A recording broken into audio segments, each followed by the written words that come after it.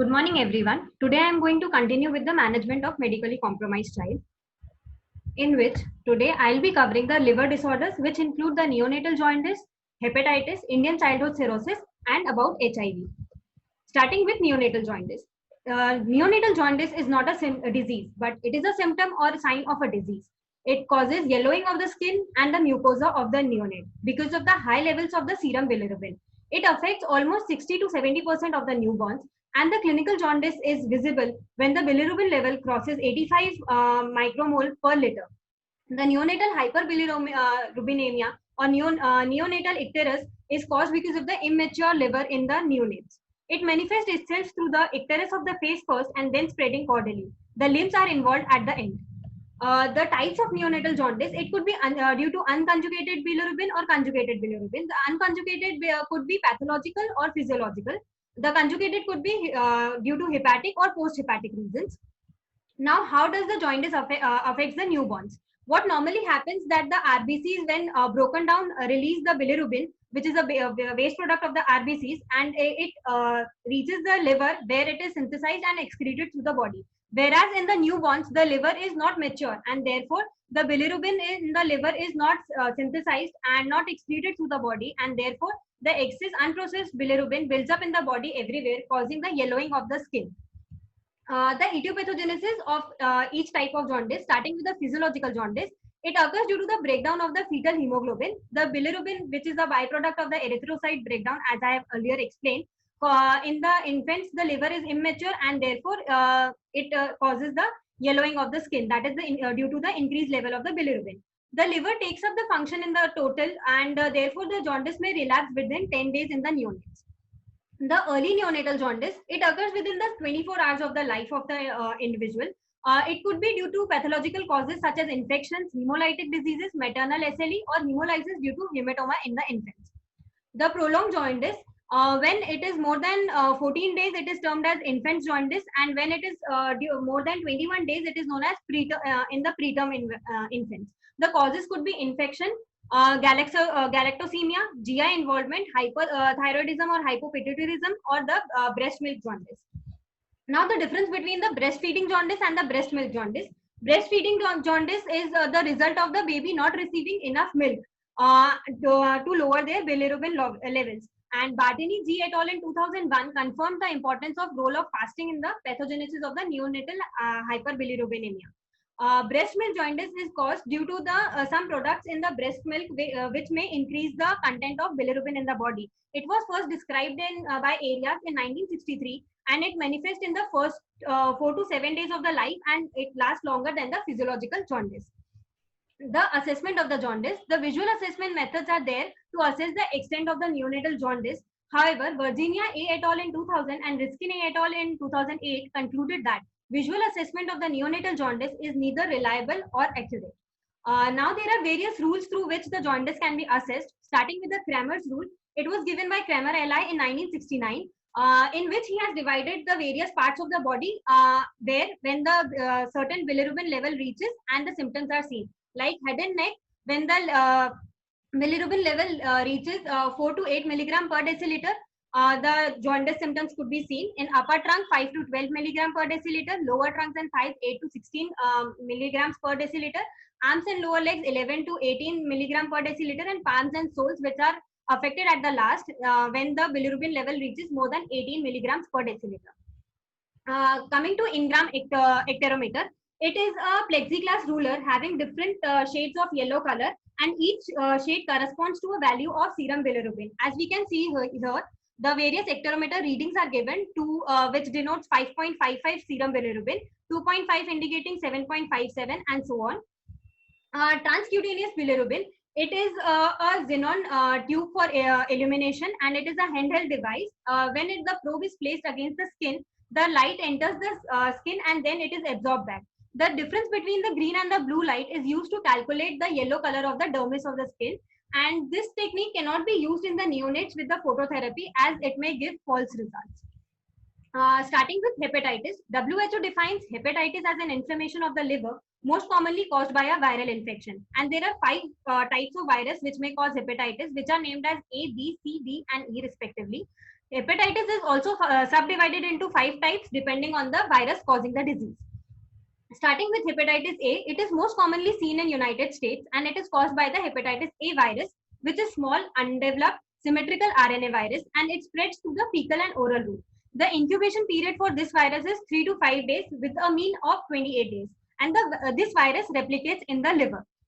The causes of hepatitis A could be failure to comply with the personal hygiene maintenance, consumption of the contaminated food, use of the non-sterile syringe or contaminated water, or due to swimming, due to coming in contact with the person who is affected by hepatitis A. The pathogenesis. The hepatitis A virus enters the body through ingestion, and then it through blood it enters the liver cells, and in the liver the virus multiplies. And then the virus further leads to hepatic injury, coagulative necrosis, and the focal degeneration. The symptoms of the hepatitis A could be jaundice, fever, dark urine, nausea and vomiting, pain in the abdomen, digestive disorders or diarrhea could be seen, joint pains, weakness and fatigue, and reduced appetite would also be seen. The clinical features of hepatitis A could be divided into 4 phases. Phase 1 is asymptomatic and for 15 to 45 days. Phase 2 is non-specific symptoms are seen, whereas the GI symptoms like nausea or vomiting could be seen in phase 2. Phase 3, where the raised bilirubin levels are seen, it could lead to hepatomegaly and hepatic tenderness. Therefore, abdominal pain could be seen in these patients. Phase 4, the symptoms may last more than 2 months, and all the symptoms which I have explained before could be seen in this. And the relapsing illness may last up to 6 months in phase 4. Continuing with hepatitis B, it is a life-threatening infection caused by the hepatitis B virus, and it spreads through bodily fluids. And therefore, it is the most common infection which could also be transmitted through the dental operating. Incubation period of HBV virus is 30 to 180 days. The prevalence of hepatitis B, it is highest in the parts of the Middle East and Africa. It is intermediate in the Indian continent, Japan, South Europe, South America, and Central Asia. And it is low in countries like United States, North Europe, and Australia. The global impact of the hepatitis B, it almost causes death of 1 million people per year due to associated liver symptoms. The pathogenesis, the HBV virus enters through the body fluids and then it gets attached to the hepatocytes, and the mutation of the virus occurs in the hepatocytes. Then it further leads to inflammation and progressive fibrosis of the liver. The modes of transmission could be same as hepatitis A, like the non-sterile needles, contaminated dialysis equipments, contamination vaccination equipments. It could also be due to the non-sterile dental practices or any other direct contact with the fluids released through the body of the hepatitis B affected person. The symptoms, most of the people do not have symptoms, but if they occur, they may include the jaundice symptoms, fatigue, fever, stomach troubles like nausea and vomiting, and light colored stools or diarrhea could be seen. The clinical features in this also could be divided into acute and chronic. In acute, it could be ecteric hepatitis, in which nausea, vomiting, low-grade fever, fatigue, and anorexia is seen. In fulminant hepatitis, mental confusion, GI bleeding, hepatic encephalopathy, and coagulopathy is seen. Whereas in chronic, hepatic decompensation, disturbed sleep, ascites, and coma could be seen. Hepatitis C infection, it is an infectious disease of the liver caused by the hepatitis C virus. It could be, it is having 6 major genotypes, which are numbered as 1, 2, 3, 4, 5, and 6, and it is a blood-borne infection. The pathogenesis of HCV virus, it enters through the blood, and it could be acute, which is seen in 15% of the cases, or chronic, which is seen in the 85% cases. It in these cases, it causes cirrhosis, hepatocellular carcinoma also. It occurs due to it activates the CD4 plus T cells, and the antigen antibody reaction in the body is activated, which causes the destruction of the liver cells, and which further leads to necroinflammation and fibrosis of the liver. The 70 to 80% of the hepatitis C do not have any symptoms, whereas if the symptoms are present, it may include yellowing of the skin and the eyes, dark urine, light color stools, nausea, vomiting, loss of appetite, and extreme fatigue. Coming to the clinical features, it may be divided as acute and chronic. The acute, which is seen in 60 to 70% cases with no symptoms, and if the symptoms are present, they may be jaundice, malaise, abdominal pain, and nausea. Whereas chronic could be further divided as early or slow progressive, where lethargy, loss of appetite, nausea, abdominal discomfort could be seen. It could be progressive, in which hepatomegaly, palmar erythema, spider nevi, liver cirrhosis could be seen. Advanced, where fluid retention, hepatic encephalopathy, splenomegaly, and ascites is seen. And extrahepatic manifestation, which could be thyroid disorders, lichen planus, glomerulonephritis, and thrombocytopenia could be seen. Coming to hepatitis D, it is caused by the hepatitis D virus. It is a single negative stranded circular and enveloped RNA virus. It is also known as subviral satellite due to its inability to transmit in the absence of HBV virus. And the route of transmission is same as hepatitis B virus. The incubation period for this is 3 to 7 weeks. The hepatitis D can be contracted in two ways, either by co-infection by getting hepatitis B and D simultaneously, or by a super-infection by being chronically infected with the hepatitis B and contracting the hepatitis B virus. The chances of co-infection is 5%, whereas super-infection is 70 to 90%. Coming to hepatitis E, it is caused by the hepatitis E virus, which is a positive sense single-stranded RNA isosacchedral virus. It affects 20 million people worldwide every year, which leads to 3 million acute cases and nearly 5,700 deaths. However, the country with the limited sources of sanitation and poor hygiene are involved predominantly in this, and the incubation period for this is 3 to 8 weeks. The transmission of hepatitis E could be due to fecal and oral routes. It could be due to contaminated food, due to the blood transfusion, or vertical transmission through the mother to the baby. Coming to the clinical features, it may be abdominal pain, jaundice, nausea, vomiting, or hepatomegaly. Now coming to the oral manifestations of all the types of hepatitis, it could include lichen planus, Sjogren syndrome, sialadenitis xerostomia, that is the inflammation of the parotid, inflammation of the salivary gland, which may lead to xerostomia, the oral cancers, oral petechiae, and severe gingival bleeding. Especially in hepatitis C, these oral symptoms may be seen like periodontal diseases, stomatitis, candidiasis infection, cheilitis, oral leukoplakia, dental caries, paraneoplastic pemphigus, pemphigus vulgus, and Behçet's disease. Starting with the Indian childhood cirrhosis, it was recognized worldwide as a special type of cirrhosis with unique clinical, biochemical, and histological changes restricted to the India. And most of its aspects remained elusive until 1980, including the etiology and pathology of this. With the advancement, later they discovered that it may be due to the high level of copper in the individual, and the causes then were described as due to copper deposition or genetic predisposition. It affects the individuals during 6 months to 3 years of age, and males are more affected due to this. And children with the low socioeconomic group are more affected in this. And it is more seen in India because in the villages and other parts of India, it is still seen that the copper utensils are utilized for cooking of the food, which may lead to the ingestion of copper element in the individual.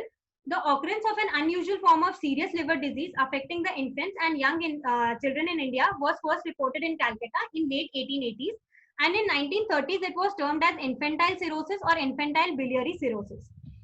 The clinical features could be pre-cirrhotic or cirrhotic. The pre-cirrhotic includes irritability, disturbed appetite, distension of the abdomen, chalky pasty stools, and constipation or diarrhea could be seen. Whereas cirrhotic could be divided into 3 stages. Stage 1 with low-grade fever, enlarged liver with leafy border, anorexia, growth failure, and clay-colored stool.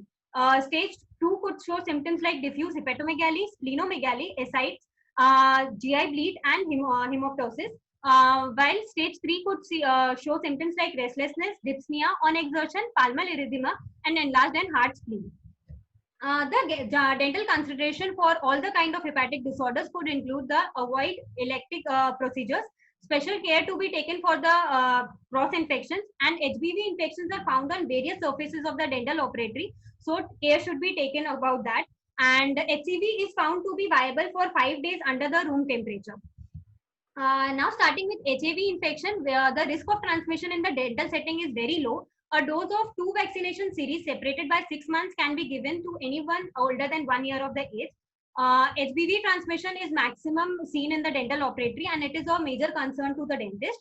The dentists are at 10 times higher risk than the normal other individuals, and the dentist should identify the high risk patients of HBV infections, and vaccine is recommended for the all healthcare personnel.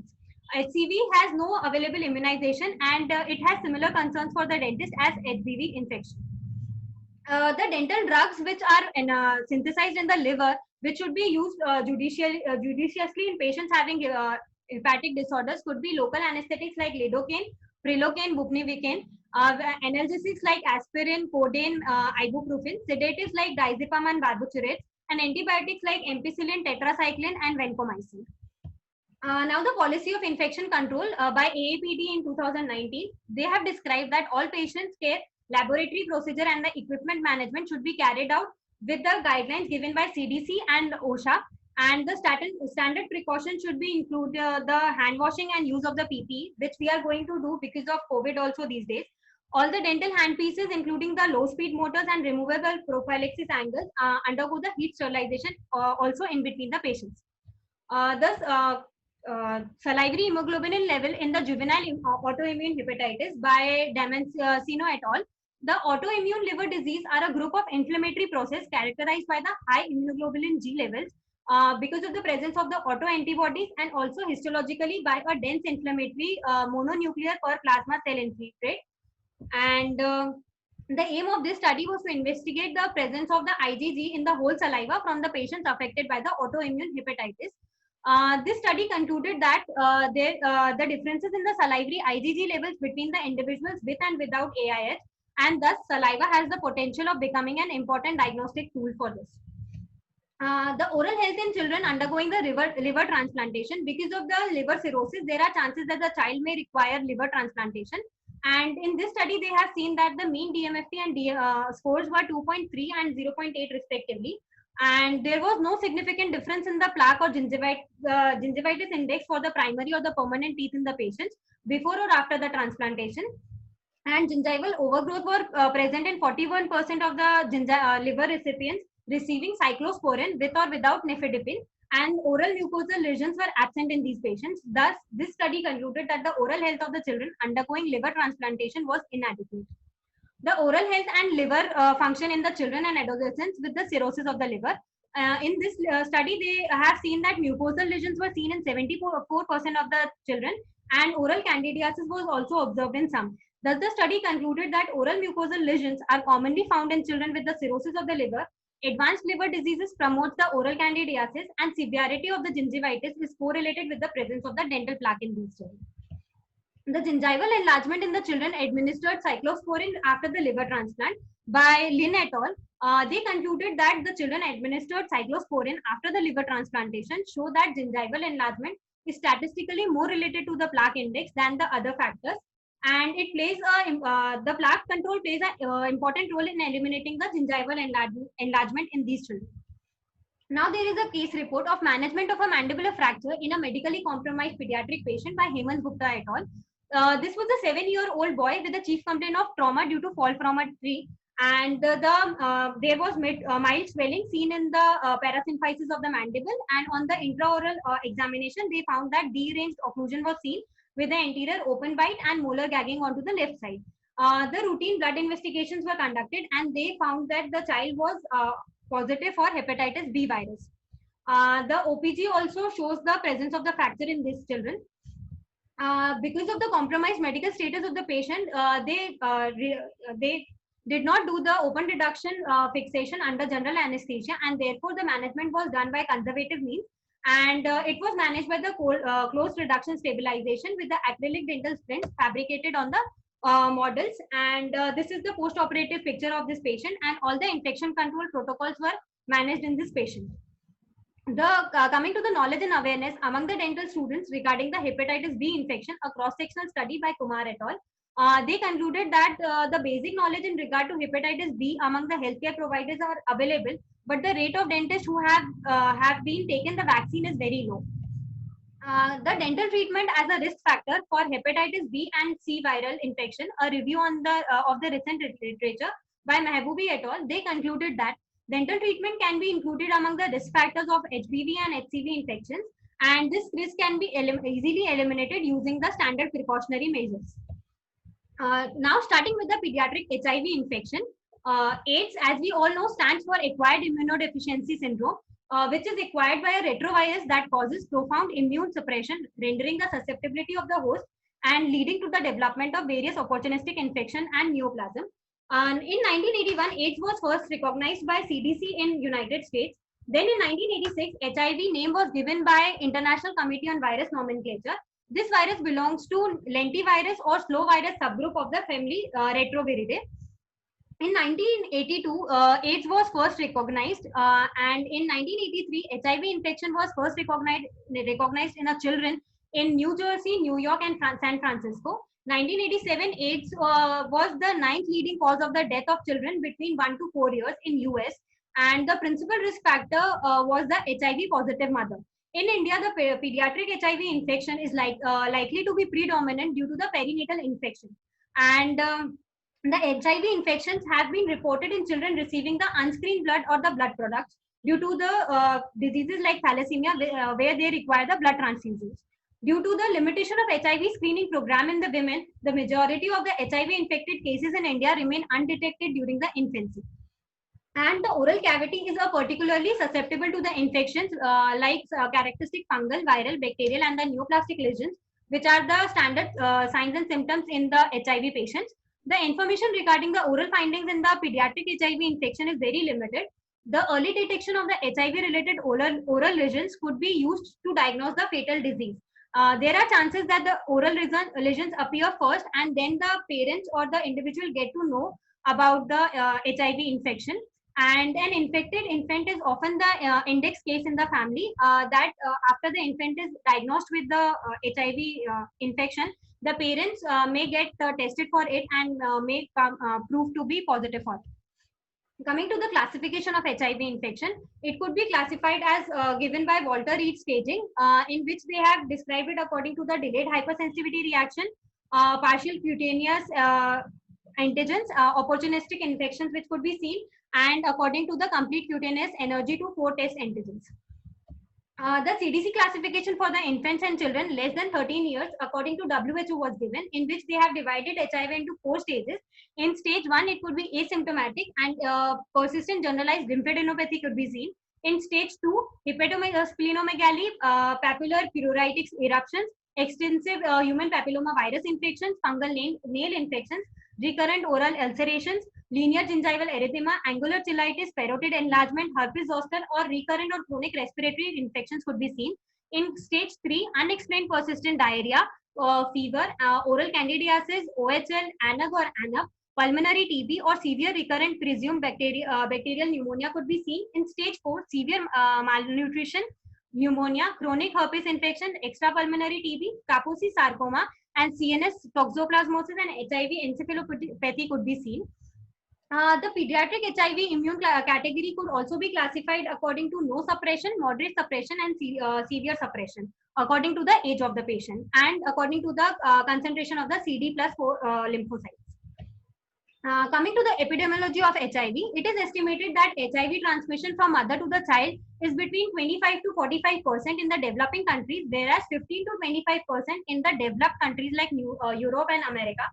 Every day, 1,600 children in the worldwide become infected with HIV, and it is anticipated that more than 2.2 million children below the age of 15 years will be living with the virus as carriers. And as of 2012, there were 35.3 million people suffering from AIDS worldwide and 1.6 million people who died due to AIDS. Now coming to the epidemiology in India. In India, it is estimated that 1,45,000 children less than 15 years of age are infected with HIV, and about 22,000 new infections occur every year. And children account for 7% of the all new HIV infections, and more than 90% in the children are result due to the mother to child transmission. Now coming to the transmission of HIV, there are 6 criteria for the disease transmission as given by J. Hardy, which could be sufficient dose of infectious agent.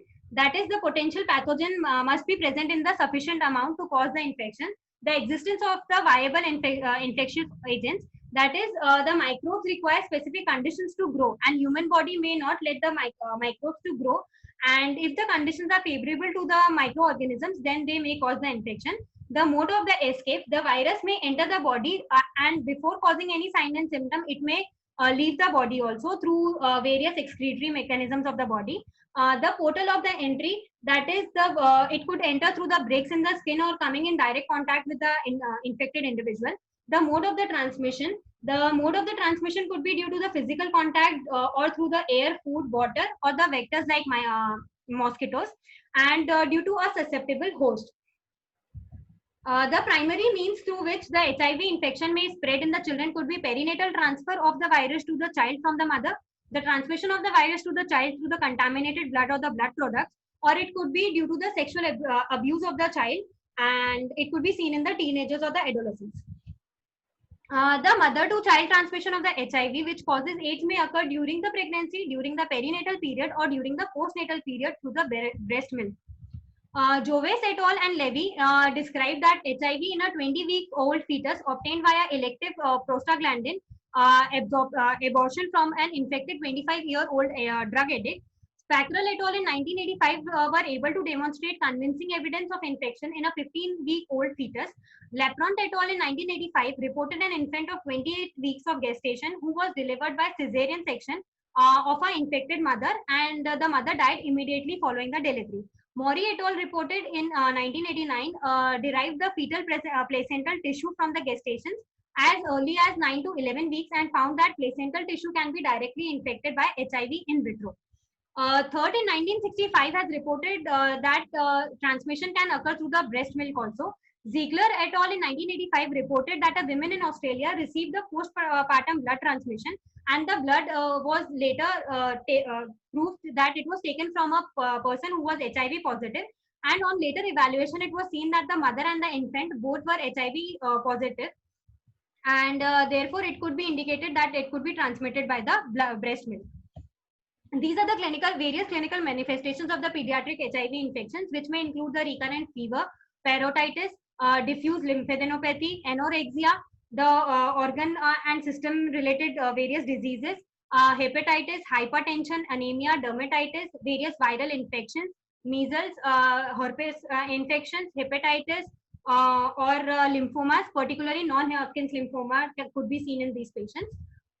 The various other symptoms may include fever, weight loss, sores and thrush, the esophagus sores, myalgia could be seen in the muscles, liver and spleen enlargement. The various features like malaise, headache, and neuropathy could be seen. Lymphadenopathy could be noticed in the lymph nodes. Rashes could be seen on the skin, and nausea and vomiting as GI symptoms. Coming to the dental manifestations of HIV, it may include the fungal infections like candidiasis, the viral infections like Epstein-Barr virus causing oral hairy leukoplakia, herpes virus, zoster virus, human papilloma virus, cytomegalovirus. The bacterial infections which may cause the gingival periodontal diseases like ANAP and ANAC. The neoplastic lesions including the Kaposi sarcoma and non-Hodgkin's lymphoma, which are less seen in the children, and the other oral lesions which may include the oral ulcers, actinomycosis, candidiasis, Ludwig's angina, mumps, parotitis, which could be suppurative, Stevens-Johnson syndrome, and the wart generally seen on the labial mucosa. The oral conditions with the increased severity in the pediatric HIV infections may include gingivitis and periodontitis, over-retained primary teeth, delayed eruption of the primary and the permanent teeth, and the primary dentition caries. Starting with the gingival and plaque indices, the prevalence of the gingivitis in the HIV-infected children is associated with the age. It could be seen that 6% seen in 6% children with who are less than 1 year of age, 55% in 1 year olds, 85% in 2 years old, 87% in 3 years old, and 85% in 2 years old, and 66% in 4 years old.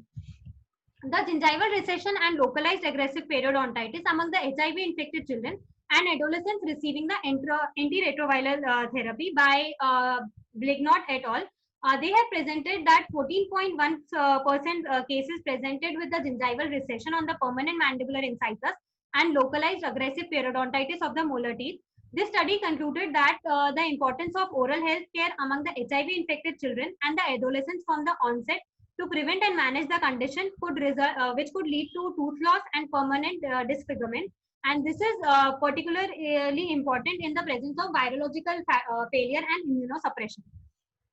Another article on biomarkers of the oral inflammation in the perinatally HIV infected and perinatally HIV exposed uninfected youth by Mosicki et al. They concluded that the association of the oral biomarkers of the inflammation with the clinical indicators of the periodontal inflammation and system immune activation suggests that the perinatal HIV-infected youth may be a higher risk for developing significant periodontal disease associated with the tooth loss and HIV progression, and more frequent dental care of this group is needed to prevent the potential periodontal progression.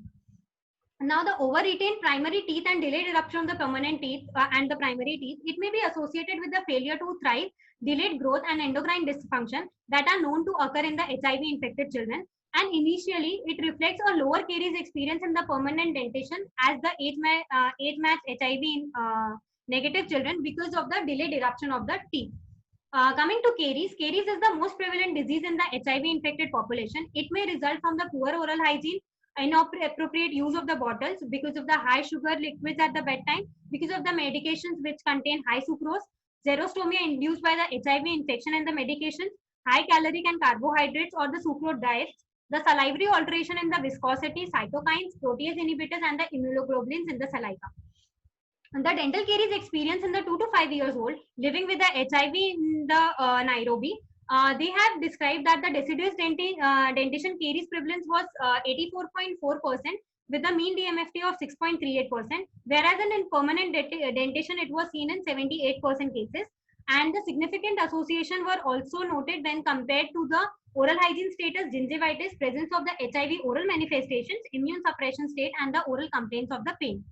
Another article that is dental caries experience increased in the HIV-infected children and adolescents, a meta-analysis.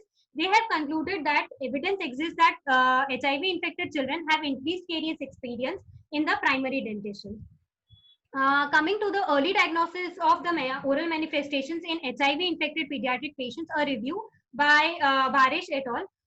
They have shown that the prevalence of the oral lesions, oral manifestations in the pediatric HIV infection as a predictor, the diagnostic criteria in the pediatric patients, the dental status in the pediatric HIV infection, the quality of life of the patients, the oral health protocol for the children living with the HIV, and impact of the heart therapy on these children. The oral manifestations in the pediatric HIV infection as a predictor could be the lesions commonly associated could be oral candidiasis, herpes simplex, linear gingival erythema, parotid enlargement, and recurrent abscess ulcer. The lesions which are less commonly associated may be necrotizing stomatitis, necrotizing periodontal disease, HPV virus infections, and xerostomia. And the lesions strongly associated could be Kaposi sarcoma or OHL, which are less seen in the children. Now, the oral status of HIV infected children aged 12 years or younger who attended a pediatric infectious disease clinic in Cape Town by Mohammed et al. They concluded the high prevalence of severe dental caries in this population highlights the need for oral health awareness and inclusion of the oral health care in the comprehensive care of the children with the HIV. The further stepwise dental management for every procedure of these patients will be covered in the upcoming session. Thank you.